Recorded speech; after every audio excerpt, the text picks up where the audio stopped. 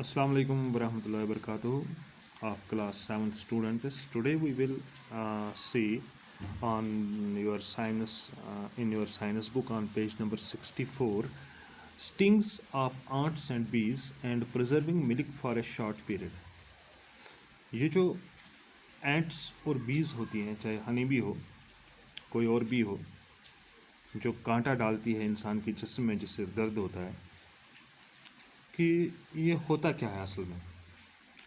The stings of ants and bees contain formic acid. When these insects sting, they inject formic acid in our body, which causes a painful irritation and swelling.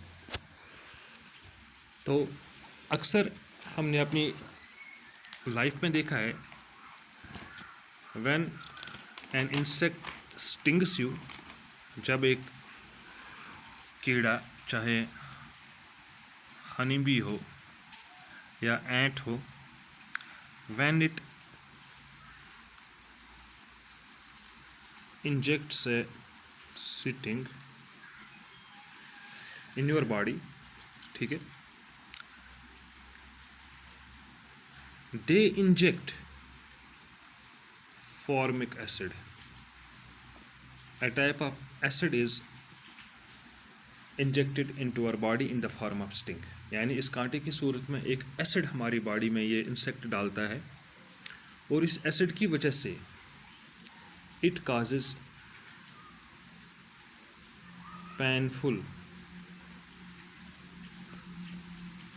Irritation and swelling. इस formic acid की वजह से हमारी skin जो है उसमें बड़ी हद तक इरिटेशन होती है, और उसके साथ साथ स्वेलिंग उस पार्ट पर हो जाती है, स्वेलिंग आ जाती है. इस इफ़ेक्ट को रिड्यूस करने के लिए, इस इफ़ेक्ट को कम करने के लिए,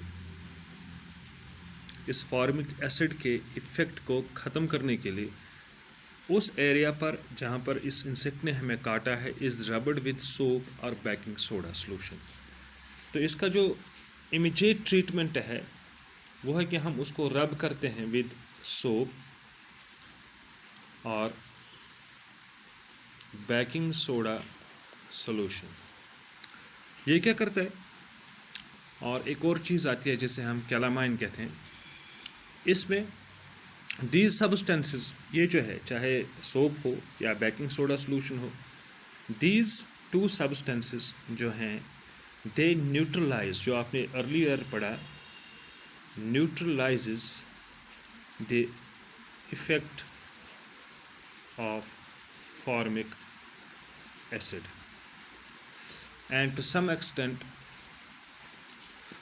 and they neutralizes the effect of formic acid and hence helps in relieving pain.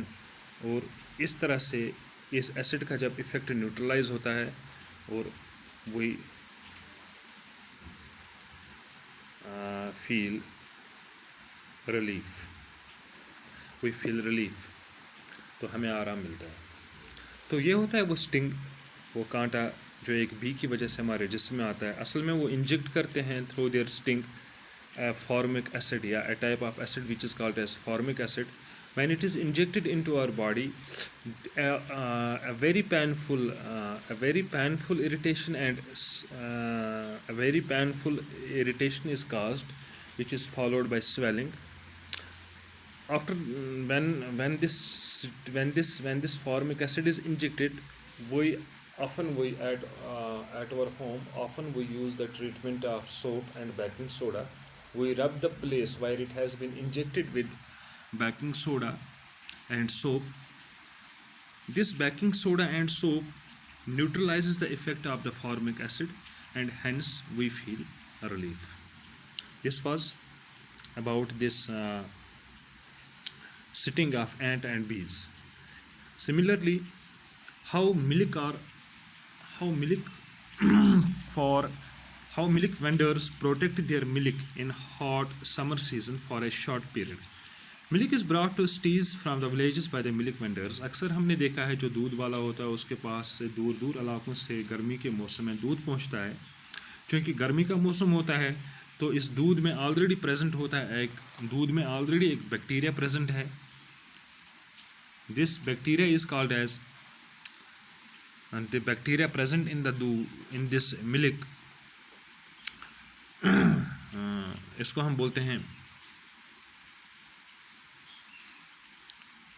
perhaps I don't remember the name of the bacteria. It is lactobacillus, perhaps. Yes, it is lactobacillus, but here the name is not necessary. Milk is brought to the cities from the villages by the milk vendors in hot climate. The natural bacteria present in the milk, जो इसमें natural bacteria present होता है already, जो दूध में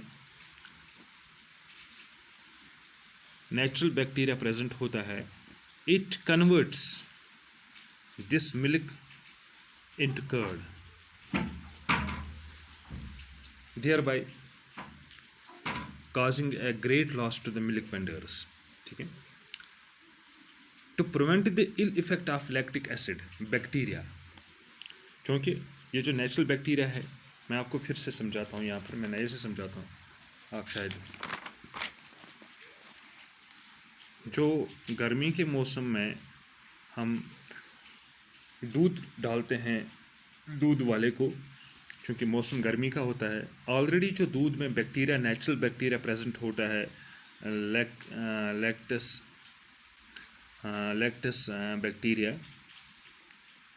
this lactus bacteria जो है, it changes milk into curd, क्योंकि लैक्टस बैक्टीरिया मिल्क को कन्वर्ट करता है कर्ड में, दही में, due to the lactic acid, क्योंकि एक एसिड छोड़ता है, that is called as lactic acid. अब चूँकि गर्मी का मौसम है, इस गर्मी के मौसम में जो दूध बेचने वाले होते हैं वो किस तरह से अपने दूध को ज़ाया होने से बचाएं,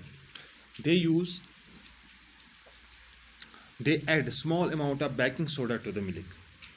They add small amount of baking soda to the milk.